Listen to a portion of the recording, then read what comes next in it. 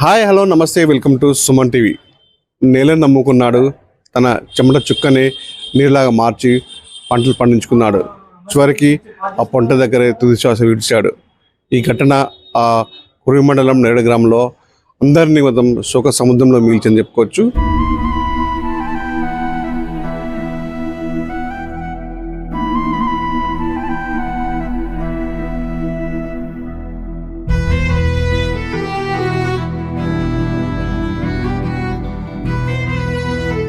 మహబాద్ జిల్లా కురివి మండలం చెందినటువంటి నేడ గ్రామం చెందినటువంటి రామచంద్రు అనే ఒక రైతు తను యథావిధిగా తన పంట పొలానికి రోజు వెళ్తూ ఉన్న క్రమంలో కూడా ఇటీవల కాలంలో ఏదైతే తను నమ్ముకున్న ఆ పొలం దగ్గరే రోజు వెళ్తే అక్కడే సేదరించి ఆ చెట్టు కింద కూర్చొని పంట పొలాల గురించి ఆలోచిస్తున్న క్రమంలో కూడా ఇటీవల కొంతకాలంగా కూడా ఆ పొలం బాట, ఆ జీవితానికి బాట ఏదైతే ఉందో ఆ పొలం బాటకి ఆ బాట కొంచెం వివాదంలో ఉండడం, ఆ చుట్టుపక్కల వాళ్ళు కూడా ఆ బాటకు సంబంధించిన ఆ వివాదాన్ని కూడా కొంత రోజులుగా సమస్య తలెత్తడంలో తీవ్ర మనస్తాపం చెందినటువంటి రామచంద్రయ్య ఇవాళ ఉదయం కూడా పంట పొలం దగ్గరికి వెళ్ళి మనస్తాపం చెంది. ఎందుకంటే తను బతుకు దారి నాకు సంబంధించిన ఆ పొలం దారిని, ఆ పొలమే నాకు అన్నం పెడుతుంది, ఆ పొలమే నాకు సర్వస్వం అనుకున్న ఆ రామచంద్రయ్య తీవ్ర మనస్తాపం చెందాడు.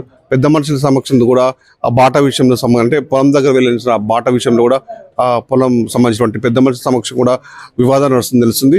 ఆ వివాదం కాస్త చిలికి గాలివన్న మారి లాస్ట్కి తన ప్రాణాన్ని మిగులుస్తుందని మా రామచంద్ర మాత్రం ఎన్నడూ కూడా అనుకోలేదు. తను రోజు వెళ్ళిన పొలం బాట దగ్గరికి ఎప్పుడైతే ఎక్కడ సేదీస్తాడో ఆ చెట్టుకి ఉరితాడై బిగించుకొని చనిపోయిన సంఘటన అందరినీ కలిసివేసింది. మరి ఈ రామచంద్రయ్య పాప ఎందుకు చేసుకున్నాడు? పాపం అంటే మృదు స్వభావి, అందరితో మంచి కలివిడిగా ఉంటాడు, ఎవరితో కూడా గొడవలు పెట్టుకోడు.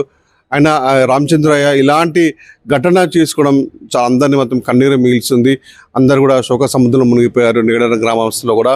మరి ఎందుకు జరిగిందని కూడా విషయం తెలిస్తే గతం నుంచి కూడా రామచంద్రయ్యకి ఆ పొలంతో ఉన్న స్వభావం కూడా ఆ కుటుంబ సభ్యుల కన్నా కూడా ఆ పొలం మీదే చాలా కన్నీరు మున్నీరుగా, అంటే ప్రతి ఒక్క పని మీద కూడా వెళ్ళినప్పుడు కూడా ఆ పొలం చూసుకుంటూనే ఉండేవాడని తెలుస్తుంది.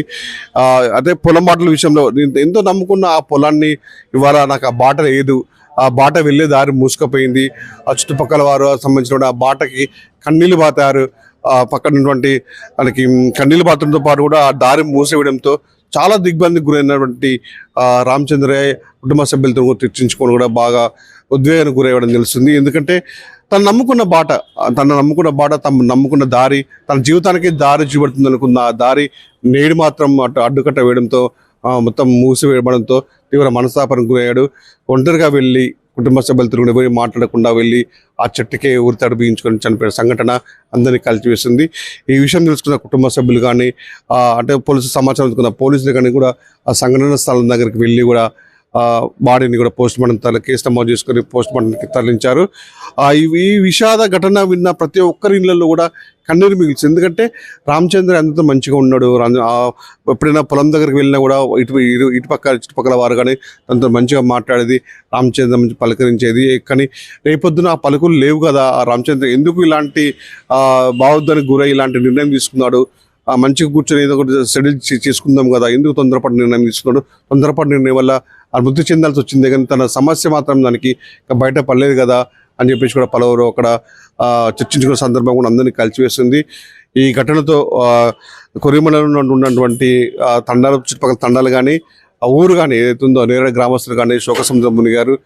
కొంచెం ఉండాల్సింది రామచంద్ర ఇంత దుర్ఘటనకు పాల్పడతారని అనుకోలేదని చెప్పేసి వాళ్ళు ప్రతి ఒక్కరు కూడా కన్నీళ్ళు మిగులుస్తారు. పోలీసులు అయితే కేసు నమోదు చేసుకొని దర్యాప్తు చేపడుతున్నారు.